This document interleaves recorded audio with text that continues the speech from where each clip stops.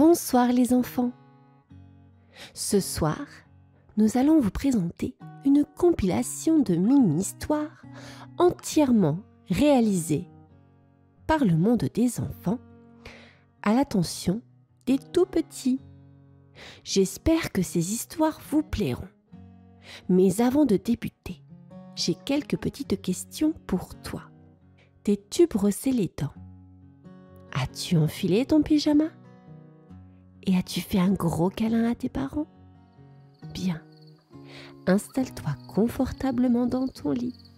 Attrape vite ton doudou, car notre histoire commence.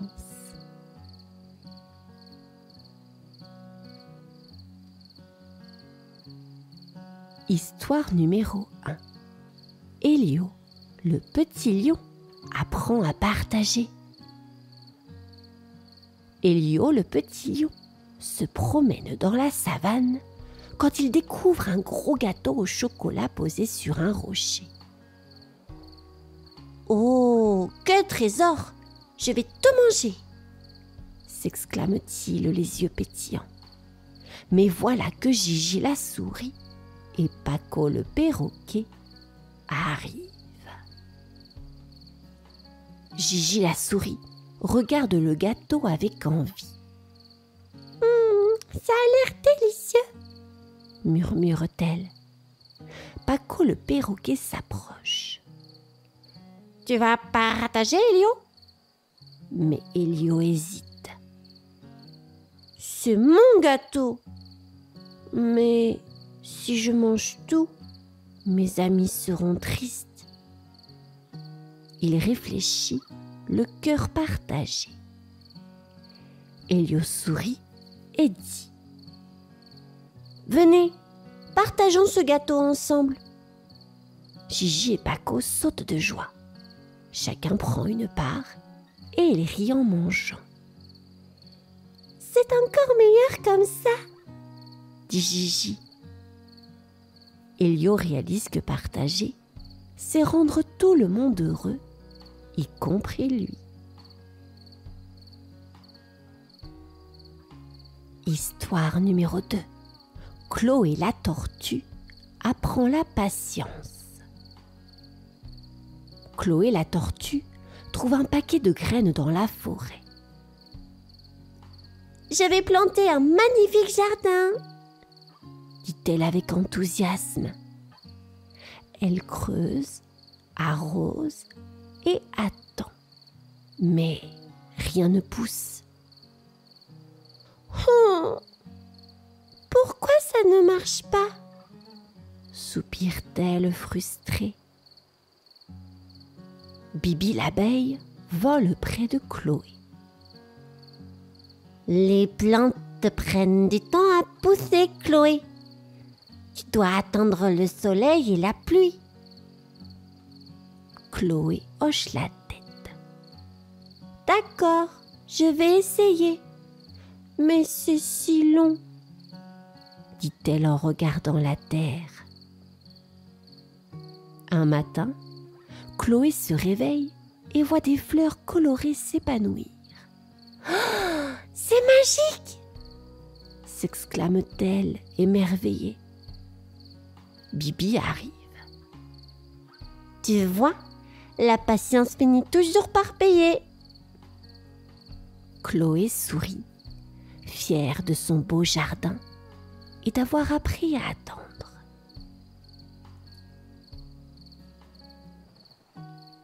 Histoire numéro 3.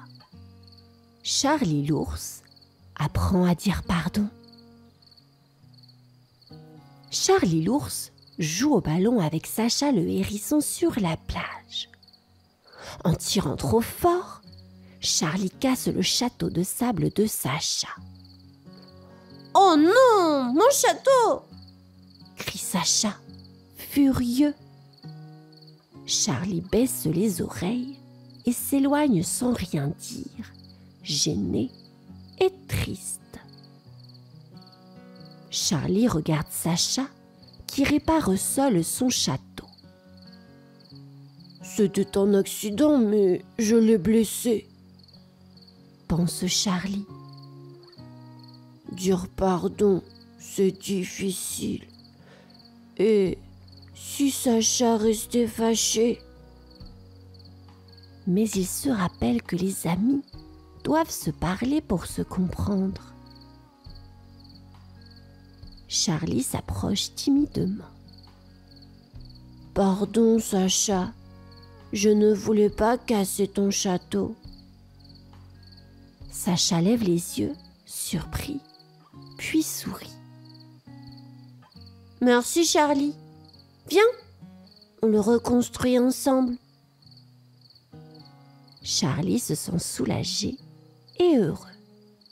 Ensemble, ils bâtissent un château encore plus grand.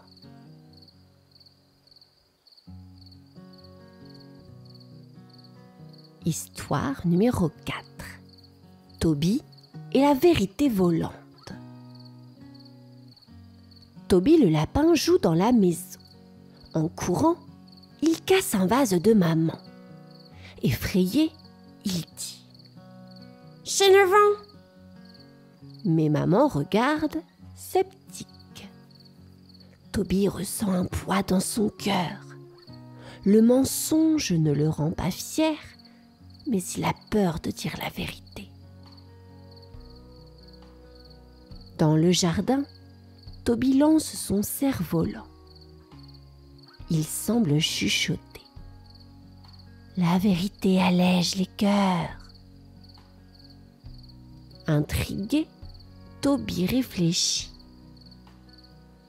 Si je dis la vérité, peut-être que maman comprendra.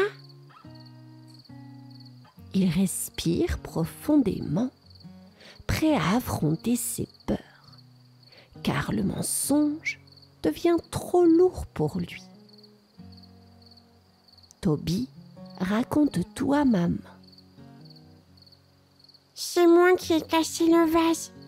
Je suis désolée. Maman sourit. Merci pour ta sincérité, Toby.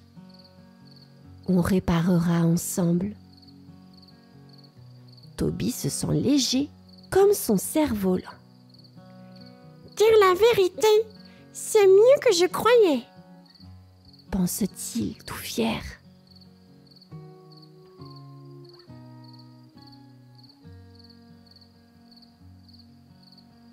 Histoire numéro 5.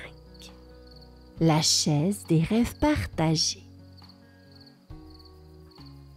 Dans la classe de Malo, un panda, une grande chaise colorée attire tous les regards. C'est la chaise des rêves. Elle rend les histoires encore plus magiques, dit la maîtresse. Malo s'assoit vite dessus. C'est ma chaise, je ne la prête pas, dit-il en croisant les bras. Lila la lapine et Tom le hérisson veulent essayer la chaise, mais Malo refuse. Il s'éloigne, déçu. Malo s'ennuie tout seul. Pourquoi mes amis ne jouent-ils pas avec moi? Pense-t-il. Il regarde Lila et Tom s'amuser ensemble et commence à se sentir triste. Malo appelle Lila et Tom. Venez, on peut partager la chaise. Lila s'assoit en premier et raconte une histoire drôle. Puis Tom invente une aventure fantastique. Malo rit avec eux. Partager rend le jeu encore plus amusant, pense-t-il, heureux d'être entouré de ses amis.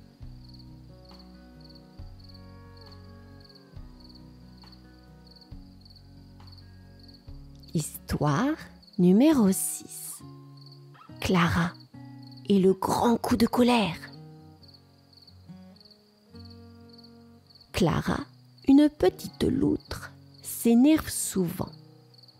Ce matin, son frère Mae prend son jouet préféré. « C'est à moi !» crie-t-elle furieuse. Elle tape du pied jette ses affaires et devient une vraie tornade. Maman soupire. Clara, tu dois apprendre à te calmer. Mais Clara ne l'écoute pas, trop fâchée. Grand-mère donne à Clara une amulette en forme de soleil. Quand tu es en colère, respire profondément en la tenant. Elle t'aidera à apaiser la tempête en toi. La première fois, Clara hésita. Mais quand Mahé renverse son dessin, elle essaye. Elle inspire, expire et se sent soudain plus calme. Un jour, Mahé casse un de ses jouets. Clara sent la colère monter. Elle prend son amulette et respire doucement. Ce n'est pas grave, on peut réparer ensemble, dit-elle calmement. Mahé sourit. Clara découvre que maîtriser ses émotions rend tout le monde plus heureux, y compris elle-même.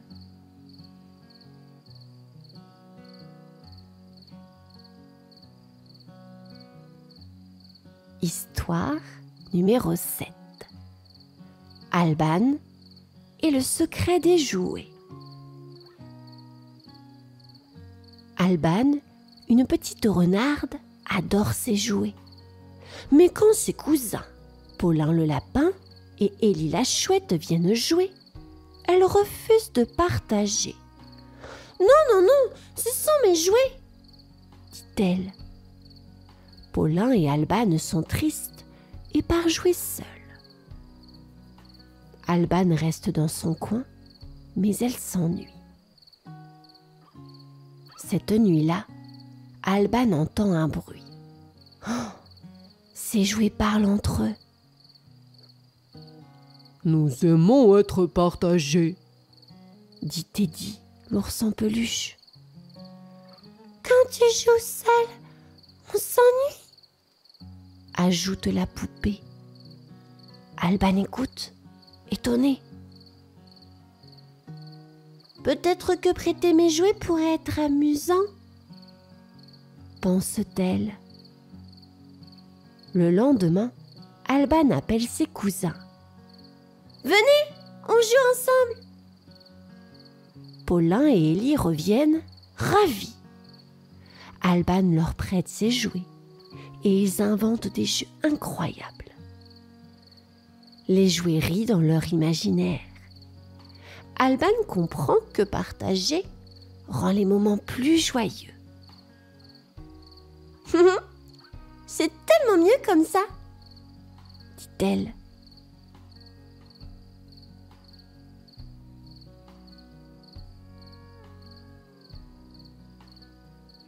Histoire numéro 8. Le grand concours de compliments. Émile, un jeune écureuil, adore plaisanter. Mais parfois, il se moque de ses amis sans réfléchir. « Regardez les grandes oreilles de Nina !» dit-il en riant. Nina, une petite chouette, baisse la tête toute triste. La maîtresse Madame Panda intervient. Cette semaine, nous ferons un concours de compliments. Émile ne comprend pas. Un compliment? C'est quoi? Nina explique. C'est dire quelque chose de gentil et de sincère. En classe, chacun s'entraîne. Émile hésite, mais finit par dire. Nina, tes plumes sont très jolies. Nina sourit pour la première fois et Émile se sent fier. Le jour du concours, chaque élève fait un compliment à un ami. Émile dit à Mathéo: « Tu es très rapide pour grimper aux arbres. » Et Mathéo lui répond: « Et toi, Émile, tu es drôle et courageux. »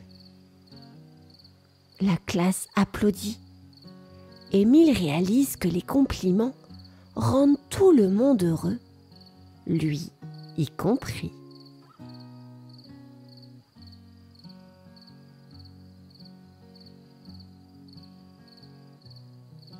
Histoire numéro 9. Basile et la goutte magique. Basile, un petit ourson, joue avec Noé, un lapin. Noé prend le ballon de Basile sans demander. « C'était mon tour !» crie Basile en colère. Ils se disputent et Noé s'en va, vexé. Basile reste seul, les larmes aux yeux. « Pourquoi ça finit toujours comme ça ?» pense-t-il tristement. Une larme de Basile tombe au sol et se transforme en une petite goutte magique. « Basile, tes larmes ne résolvent rien. Utilise des mots pour expliquer ce que tu ressens, » dit-elle. Basile est surpris, mais écoute.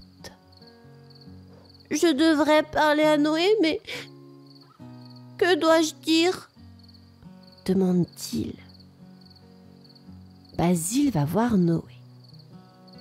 « Je suis désolé d'avoir crié. J'étais triste parce que je voulais jouer aussi, » dit-il doucement.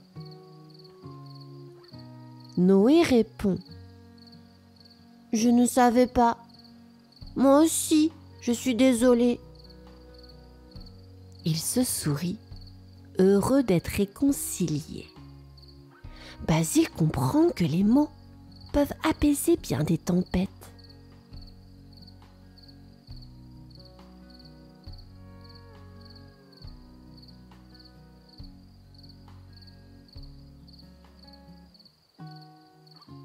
Histoire numéro 10. Loïs et le club des écouteurs.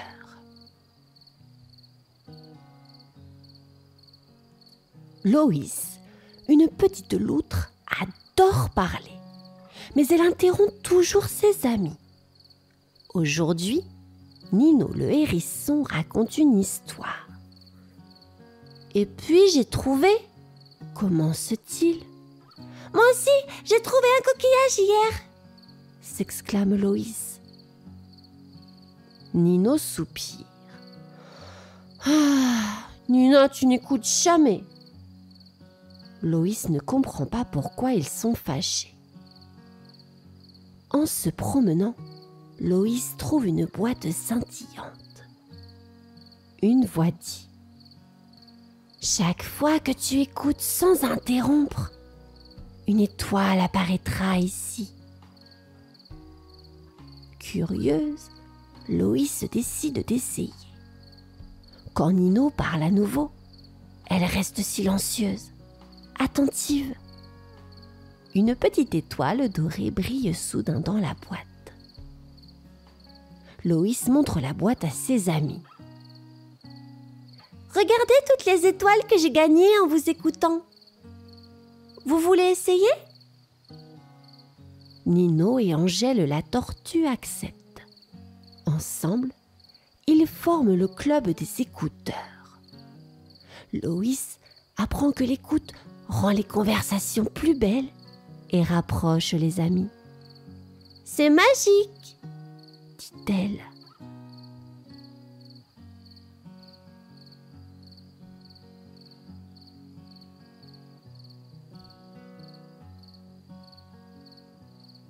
Onzième histoire. Le mur invisible d'Hugo.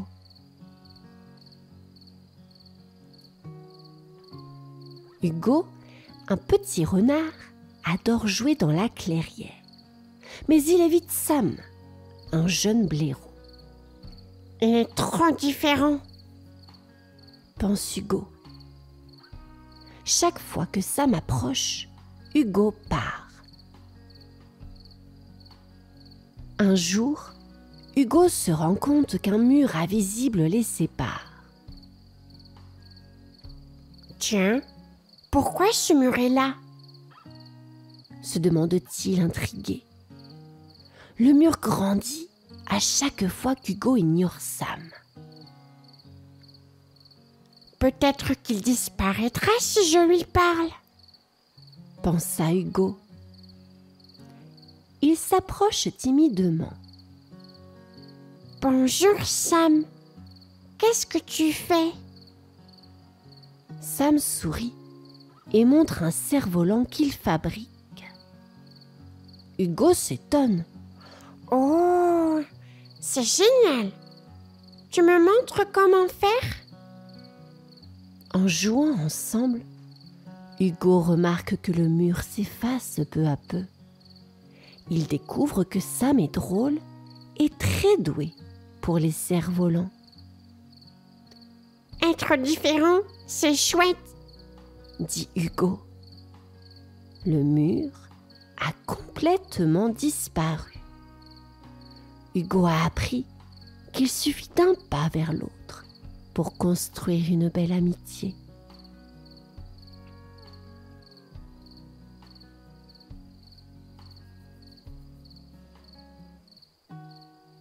Onzième histoire. La mission des émotions. Lucas, un petit hérisson curieux, reçoit une boîte colorée de sa mamie. « C'est une boîte à émotions, » lui dit-elle. « Elle t'aidera à comprendre ce que tu ressens. » Lucas l'ouvre et y trouve de petits jetons avec des visages. Joyeux, triste, en colère. « Comment ça marche ?» demande-t-il. Un jour, Lucas est fâché car son ami Tim, un lapin, casse sa cabane. Mamie lui dit « Mets ton émotion dans la boîte. » Lucas choisit un jeton rouge, celui de la colère. Il respire profondément et dit « Je suis en colère, mais je veux te parler, Tim. » Lucas explique à Tim. « J'étais triste pour la cabane. » Tim s'excuse et propose de réparer ensemble. Lucas met un jeton jaune, celui de la joie, dans la boîte. Il comprend que dire ses émotions les rend plus faciles à gérer. « Merci mamie, ta boîte est magique !» dit-il en souriant.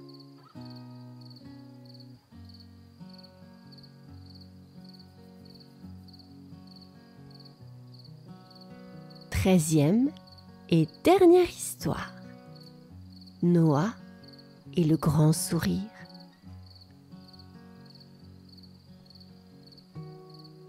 Noah, un petit ours brun, est souvent grognon.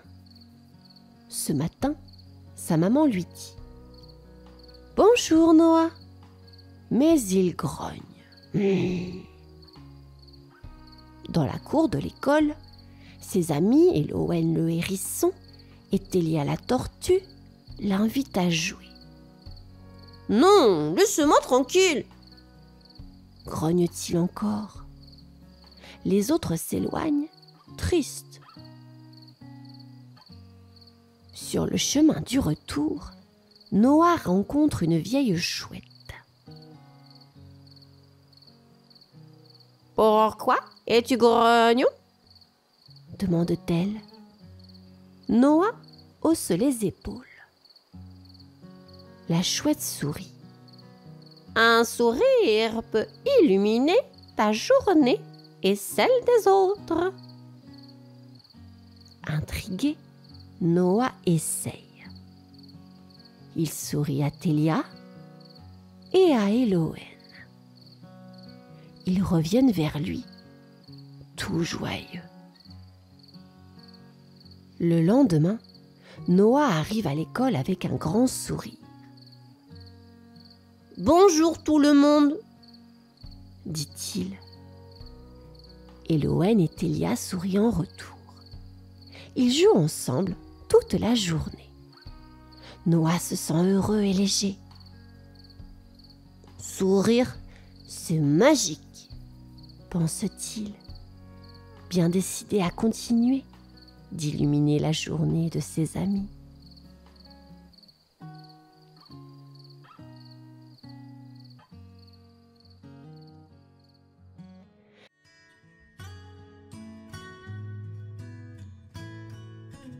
Au sommet d'une montagne haute et lointaine, cachée parmi les nuages et la neige éternelle, se trouvait le château du géant de glace. C'était un palais scintillant, tout fait de glace, avec des tours qui brillaient comme des diamants sous le soleil d'hiver. Le géant qui y vivait était grand et imposant, avec une barbe aussi blanche que la neige qui l'entourait. Il gardait l'hiver captif, serrant le froid contre son cœur, aussi gelé que son royaume. En bas de la montagne, le village grelottait sous un manteau de neige qui ne semblait jamais fondre. « Ah, si seulement le printemps pouvait nous rendre visite !» soupiraient les villageois, rêvant de fleurs et de chaleur. Un jour, une petite fille nommée Claire, emmitouflée dans son manteau le plus chaud, levait les yeux vers la montagne. « Je me demande si le géant de glace est vraiment aussi froid que l'hiver qu'il garde, » dit-elle avec un sourire malicieux. « Peut-être a-t-il juste besoin d'un ami pour réchauffer son cœur ?»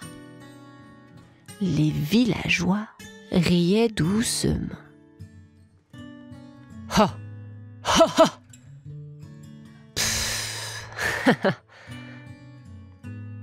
Claire, tu as toujours de ces idées, disait-il. Mais Claire, avec un éclat d'aventure dans les yeux, savait déjà qu'elle devait découvrir la vérité par elle-même. Au village, sous la grande ombre de la montagne, les histoires circulaient comme les feuilles portées par le vent. L'une d'elles parlait d'un géant, gardien de l'hiver éternel, grand et silencieux, qui vivait dans un château de glace. Un soir, autour du feu, Claire, une petite fille aux yeux pétillants d'aventure, écoutait les villageois. « Le géant est si grand que lorsqu'il se promène, ses pas font trembler la terre !» disait l'un, enjolivant son récit. « Et son château, comme il brille sous la lune, tout de glace, comme s'il était fait de diamants !» ajoutait un autre, les yeux brillants d'émerveillement. Claire se mit à rire doucement. Mais, si le géant est si triste, pourquoi ne lui rendons-nous pas visite ? Peut-être a-t-il simplement besoin d'un ami ? Les villageois échangèrent des regards surpris. « Oh, Claire, C'est une montagne bien difficile à escalader. Et qui sait ce que le géant pourrait faire si on venait le déranger? Mais Claire, avec un sourire espiègle, chuchota plus à elle-même qu'aux autres. Peut-être que tout ce dont il a besoin, c'est d'un peu de chaleur dans son grand cœur de glace. Claire, avec son petit sac de provisions et un cœur débordant de courage, commença son ascension vers le château de glace. La montagne était abrupte et le vent sifflait des chansons qui auraient fait frissonner même les ours en hibernation. En chemin, elle rencontra un lapin frileux emmitouflé dans un bonnet de laine. « Où vas-tu donc par ce froid glacial ?» demanda le lapin, ses moustaches frémissantes de curiosité. « Je vais voir le géant de glace !» répondit Claire, les yeux scintillants d'excitation. Le lapin écarquilla les yeux de surprise. « Vraiment ? Oh, mais c'est un voyage bien dangereux pour une petite fille !» Claire se mit à rire. « Oh, j'ai froid. Oh, oui, peut-être, mais j'ai apporté un bonnet supplémentaire, » dit-elle, en sortant de son sac un petit bonnet coloré. Avec un sourire, elle le posa sur la tête du lapin, qui se sentit aussitôt plus chaud et plus courageux. « Eh bien, dans ce cas, laisse-moi te montrer le chemin jusqu'au sommet. » Et ensemble, ils continuèrent, Claire marchant fièrement, guidée par le petit lapin à travers la neige et le vent, jusqu'à ce que le majestueux château de glace apparaisse, étincelant comme un rêve éveillé sous le soleil d'hiver. Une fois entrés dans le château de glace, tout était calme et silencieux, à l'exception du craquement des glaçons. Claire trouva le géant assis tout seul, contemplant un petit feu de glace qui ne réchauffait pas, mais brillait d'une douce lumière bleue. « Bonjour, monsieur géant !» dit Claire d'une voix douce, mais assez forte pour briser le silence.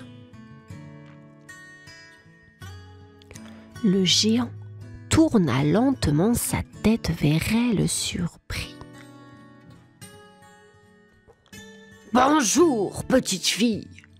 Que fais-tu dans mon château de glace ?» Claire s'approcha, un sourire chaleureux sur les lèvres. « Je suis venue pour voir pourquoi vous gardez l'hiver avec vous. Ne préférez-vous pas le printemps avec ses fleurs et ses chants d'oiseaux ?» Le géant soupira, une buée de glace s'échappant de ses lèvres. « Non, le printemps est beau, mais mon cœur est trop froid pour le sentir. L'hiver est tout ce que je connais. » Claire rit légèrement. « Peut-être avez-vous juste besoin de quelqu'un pour vous montrer la chaleur ? L'amitié peut faire fondre même les cœurs les plus glacés. » Le géant la regarda, un début de curiosité dans ses yeux. « Et tu crois que tu pourrais être cet ami ? » « Bien sûr !» s'exclama Claire. « Commencez par me raconter une histoire de votre château, et nous verrons comment monter le thermostat de ce cœur glacé. » Au fil des jours, Claire et le géant partagèrent des histoires et des rires. Le château de glace, autrefois silencieux, résonnait maintenant de leur gaieté. Un matin, Claire invita le géant à jouer à un jeu qu'elle appelait « Chasse au trésor printanier » dans les couloirs glacés. « Mais nous sommes entourés de glace !» s'exclama le géant, un sourcil levé d'incrédulité. Claire sourit malicieusement. « Ah, mais le vrai trésor est de trouver la chaleur dans nos cœurs !» Intrigué, le géant accepta. Ils cherchèrent ensemble et à chaque éclat de rire, un flocon de neige fondait et un bourgeon de fleurs de glace s'ouvrait. Peu à peu, le cœur du géant se réchauffa et avec lui, le château commença à changer. Les murs de glace scintillaient d'une lumière plus douce et de petits ruisseaux de fonte murmuraient des mélodies printanières. « Regarde, Claire !» s'écria le géant un jour, montrant un bouton de fleurs de glace éclos. « Même ici, le printemps peut grandir. » Claire sourit. « Vous voyez ? Même le plus grand des géants de glace peut apporter le printemps s'il ouvre son cœur. » Le géant se mit à rire, un son profond et joyeux qui résonna à travers les montagnes, annonçant le début d'un nouveau printemps.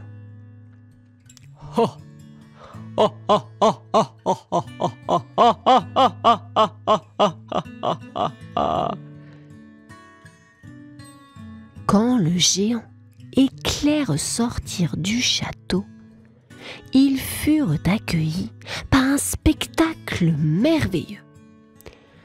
Partout où leur regard se posait, la neige avait fondu, laissant place à un tapis de fleurs sauvages. Les arbres, libérés de leur manteau de givre, étiraient leurs branches comme pour embrasser le ciel. Les villageois, émerveillés, s'étaient rassemblés au pied de la montagne, leurs yeux grands ouverts devant la transformation. En voyant le géant descendre vers eux, certains reculèrent par peur, mais Claire prit sa main, un geste simple qui parlait plus que les mots. « Le géant a apporté le printemps !» s'écria-t-elle joyeusement. « Il a un grand cœur, plein d'amour et de chaleur. » Un petit garçon, poussé par la curiosité, s'approcha et offrit au géant une fleur. Le géant s'accroupit pour le remercier, un sourire doux illuminant son visage. Les villageois, touchés, commencèrent à chanter et à danser, célébrant le retour du printemps et la nouvelle amitié entre eux et le géant. « Merci, Claire, »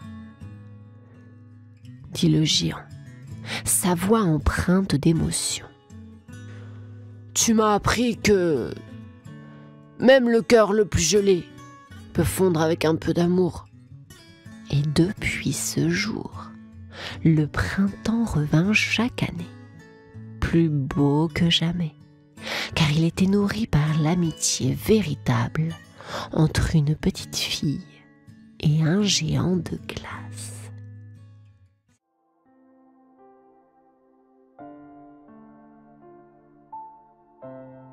Dans un royaume plein de verdure et de rire, vivait une oie nommée Salomé. Salomé n'était pas une petite oie ordinaire. Oh non! Elle avait un grand rêve. Salomé voulait être la meilleure gardienne du royaume veillait sur tous ses amis, les fleurs, les rivières et surtout les canetons. Un matin, alors que le soleil jouait à cache-cache avec les nuages, Salomé se réveilla en battant des ailes d'excitation. Aujourd'hui, je vais montrer à tout le monde que je peux être la meilleure gardienne, s'exclama-t-elle. Sa maman, une oie sage et un peu taquine, lui dit en souriant. N'oublie pas de prendre des pauses pour des câlins et des gâteaux, ma chère Salomé. Mais maman, les gardiens n'ont pas le temps pour les gâteaux, répondit Salomé en sautillant. Nous verrons, ma petite aventurière, gloussa sa maman en la regardant partir à la conquête de son grand jour.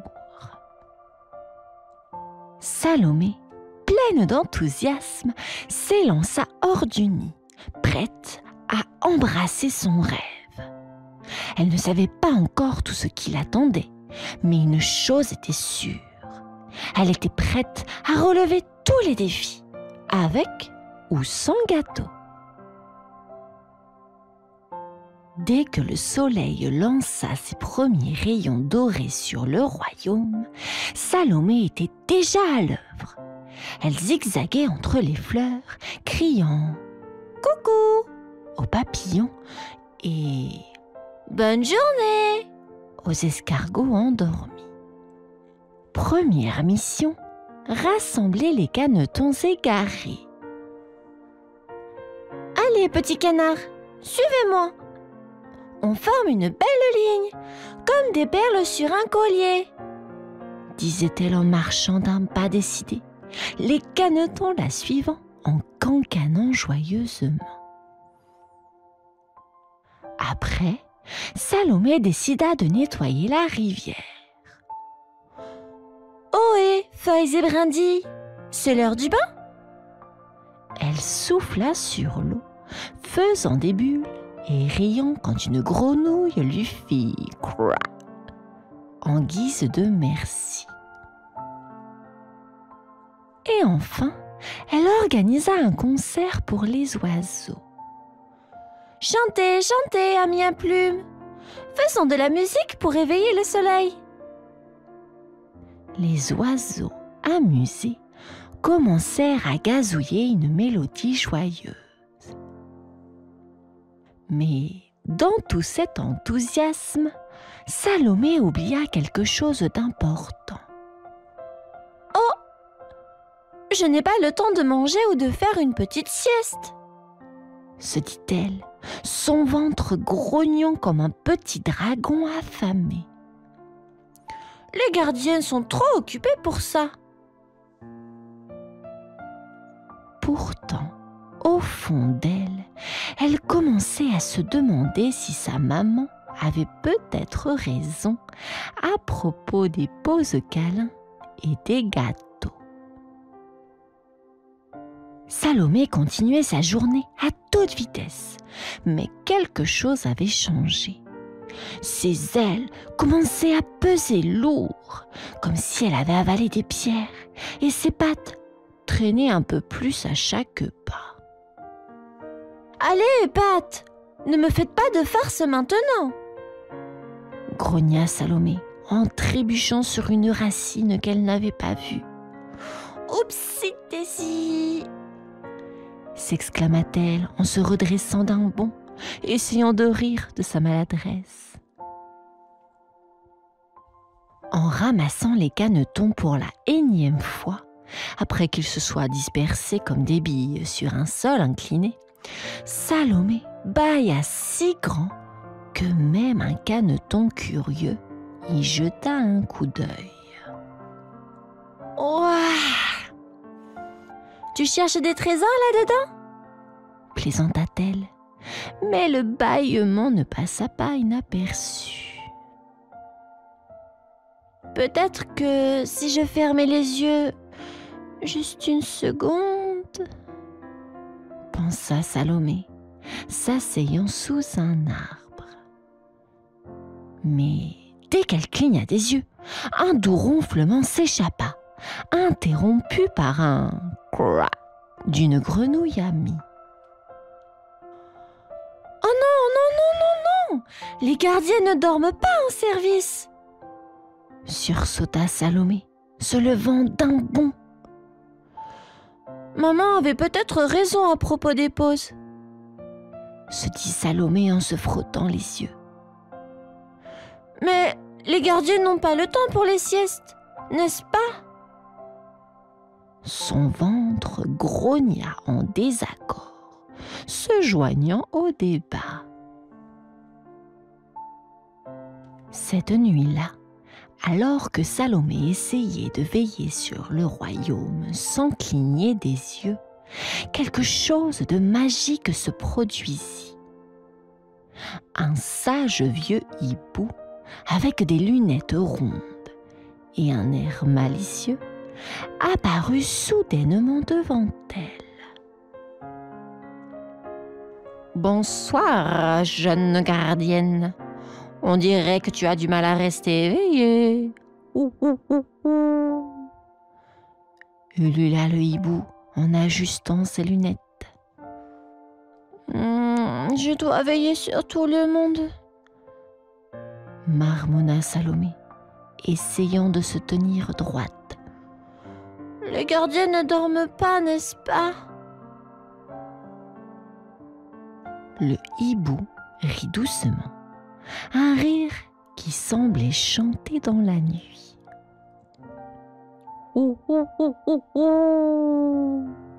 Même les gardiens ont besoin de rêver, dit-il en battant des ailes. Viens, je vais te montrer quelque chose de spécial. En un clin d'œil, Salomé se sentit légère comme une plume. « Où allons-nous » demanda-t-elle, émerveillée, en volant à côté du hibou. « À travers les rêves, ma chère, pour te montrer pourquoi chaque gardienne doit aussi se reposer. » Ils glissèrent doucement dans le pays des rêves, où les étoiles brillaient plus clairement et où l'air était tissé de magie. Salomé ouvrit grand les yeux, oubliant momentanément sa fatigue. « Waouh, c'est beau! Mais je ne peux pas dormir maintenant, j'ai trop à faire !» s'exclama-t-elle, même si ses yeux brillaient d'émerveillement. « Tu verras, ma petite, un bon repos rendra ta quête encore plus belle. » ulula le hibou, guidant Salomé dans l'aventure la plus douce qu'elle n'ait jamais connue. Salomé et le hibou voyagèrent à travers des rêves colorés, visitant des forêts enchantées où les arbres chantaient et les rivières murmuraient de douces histoires. « Regarde, Salomé, les arbres te montrent comment grandir et te reposer. » ulula le hibou, pointant vers des branches qui se balançaient doucement, berçant les oiseaux endormis. Salomé écouta, fascinée, puis un énorme bâillement s'échappa, si grand qu'un petit nuage de rêve en sortit. « Je crois que je commence à comprendre, » dit-elle en riant, se sentant plus légère et joyeuse. Puis ils glissèrent vers un lac scintillant où des poissons dorés sautaient en riant.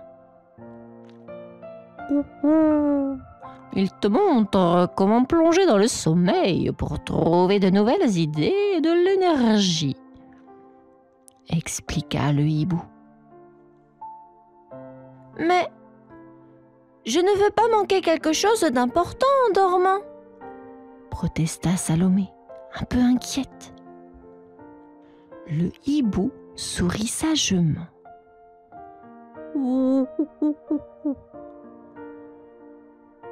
Tu ne manqueras rien, ma chère. En fait, tu verras, tu gagneras beaucoup plus. Le sommeil t'apporte des rêves et les rêves te donnent des ailes. Salomé sentit ses paupières devenir lourdes, bercées par la beauté autour d'elle. Peut-être qu'une petite sieste ne ferait pas de mal, murmura-t-elle, se laissant enfin glisser dans un doux sommeil, entouré par la magie des rêves. Le hibou la regarda avec tendresse, sachant que Salomé avait appris une leçon précieuse. Oh, bonne nuit, petite gardienne. Que tes rêves t'apportent sagesse et joie. Ulula-t-il avant de s'envoler dans la nuit étoilée, laissant Salomé découvrir le pouvoir restaurateur du sommeil. Quand Salomé se réveilla, elle se sentit différente, comme si elle avait des ressorts sous les pattes et des étoiles dans les yeux. Elle étira ses ailes et bâilla, un bâillement heureux et satisfait.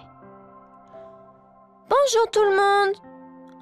Je suis prête à être la meilleure gardienne après une bonne nuit de rêve. Chanta-t-elle, sautillant hors de son nid. Sa maman l'attendait avec un petit déjeuner délicieux. Alors, comment s'est passée ta nuit, ma petite aventurière? Dit-elle avec un clin d'œil. Salomé sautilla autour d'elle, pleine d'énergie. Maman, tu avais raison. Les siestes et les rêves sont magiques. Maintenant, je peux être une super gardienne et prendre soin de moi aussi. Je suis fière de toi, ma fille, sourit sa maman, lui donnant un gros câlin.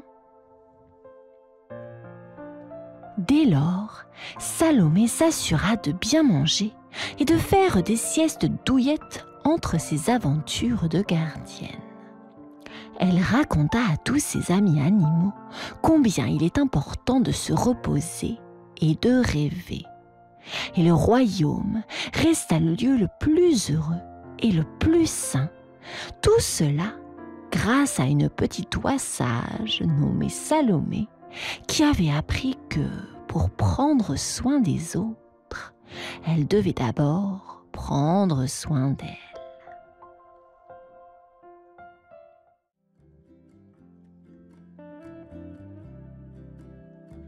Pierre, veux-tu mettre cette poubelle dans le jardin, s'il te plaît?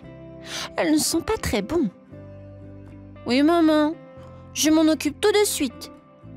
C'est très bien, mon chéri.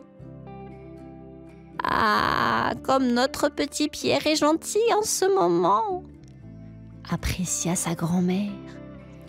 Il est si mignon, renchérit son grand-père. Ouais, rétorqua son papa. Dommage tout de même qu'il ne mange toujours pas sa soupe. Pendant ce temps, nos deux petites sorcières chuchotaient dans la poubelle. Nom d'une crotte de bidouille, ce petit morveux nous a encore eu. Pas pour longtemps, répliqua l'autre.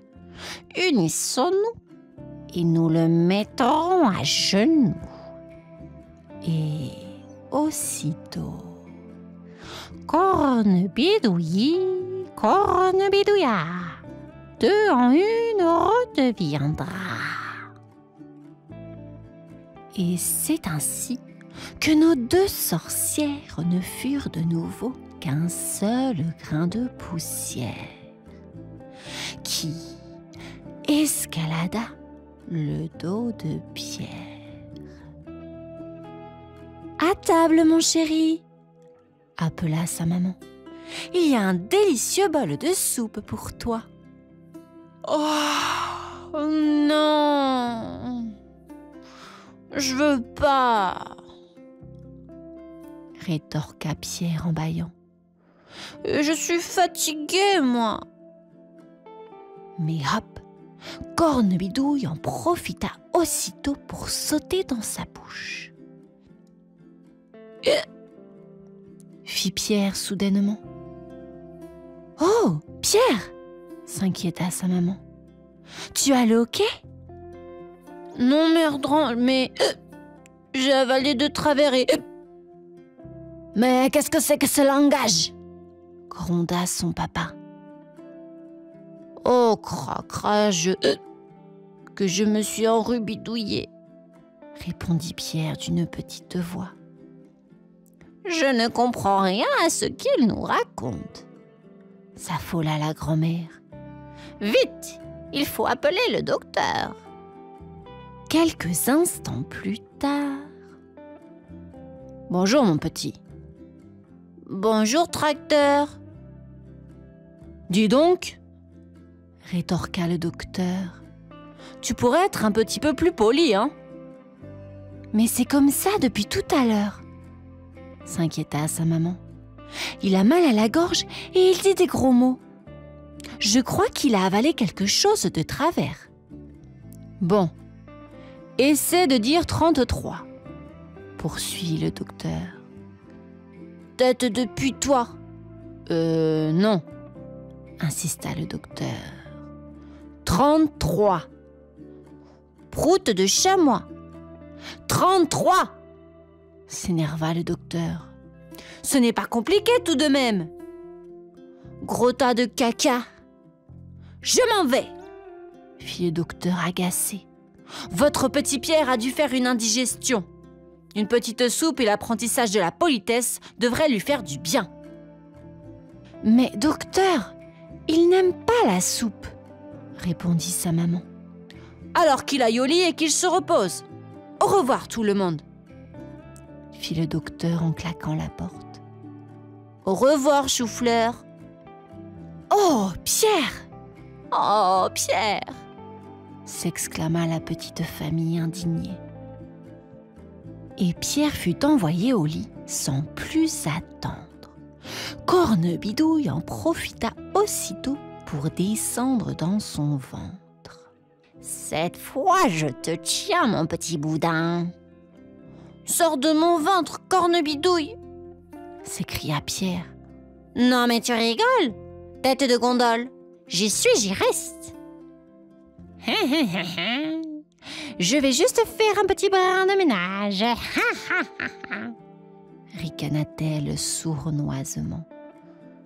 Et d'abord, un petit coup d'aspirateur. Oh non, fit Pierre en gémissant. Ça me chatouille. Puis un petit bain de vapeur. Ah. Oh, ça me brûlouille. Oh là là là là là. Se tordit-il en tout sautant. Et décorer cet intérieur. Oui, ça me picouille, supplia-t-il en transpirant. Tant mieux, petit morve. Ah, ce ventre appartement me convient parfaitement, dit-elle en s'étirant. Peut-être trop petit tout de même. Et elle se mit à grossir, à grossir, à grossir. Le ventre de Pierre était énorme. Il eut beau tousser, pousser, rôter, rien n'y fit. Cornebidouille était bien installé. C'est alors qu'il eut une idée. « Vous avez gagné, Madame la sorcière. Je vais manger ma soupe. Mais sortez de là par pitié, sinon je vais éclater. Eh bien, vas-y, face de pissenlit, mange-la cette soupe. Mais si vous êtes dans mon ventre, je risque de vous noyer. Hein? C'est vrai ça? Nom d'un pipi de chimpanzé. Je n'y avais pas pensé. Et puis, je salirai votre jolie chevelure. Ah bon? J'abîmerai votre belle robe de verdure. Ah bon? Et vos si jolis yeux bleus d'azur. Ah bon? Oh! Fit-elle en se trémoussant. Foi de tourterelle, c'est la première fois qu'on me trouve belle. Mais si je sors, reprit-elle sévèrement, est-ce que tu la mangeras vraiment, cette soupe? Bien sûr, Madame Cornebidouille, répondit Pierre malicieusement en se dirigeant vers la cuisine. Eh bien, j'arrive tout de suite, gloussa-t-elle en se rétrécissant. Mais dès qu'il sentit la sorcière dans sa bouche, Pierre se précipita à la cuisine, s'empara de la soupière et cracha Cornebidouille dedans. « Sors-moi de là, face de cancre là !» rugit Cornebidouille. « Sinon je vais te plumer comme un poussin, te faire manger ton petit lutin, te fessouiller le popotin. Même pas peur, grosse momoche à vapeur, vous n'êtes qu'une margoulette en jupette. » Comment? Une tripette de vieille biquette à sonnette. Comment? Une mémé poulette qui pue et qui pète. Comment? Bon ben, Madame la sorcière. Non! Hurla Cornebidouille en s'enfonçant inexorablement dans la soupe. Et le lendemain matin, au petit déjeuner. Bonjour tout le monde. Bonjour mon chéri. On dirait que tu as meilleure mine aujourd'hui, se réjouit sa maman. As-tu mangé ta soupe? Non, répondit Pierre timidement. J'ai juste craché dedans. Mais c'est dégoûtant! Tonna son père en s'énervant. Pas mal écœurant! Insista son grand-père en grimaçant. C'est que j'avais très mal au ventre, se justifia Pierre en se tortillant. Ah zut! Ajouta sa grand-mère en souriant. Et moi qui pensais te préparer ce soir un bon bouillon de pommes de terre. Tu es sûr que tu n'en prendras pas? Non, j'en veux pas. Et voilà les enfants, c'est tout pour aujourd'hui. J'espère que cette histoire vous aura plu. À bientôt.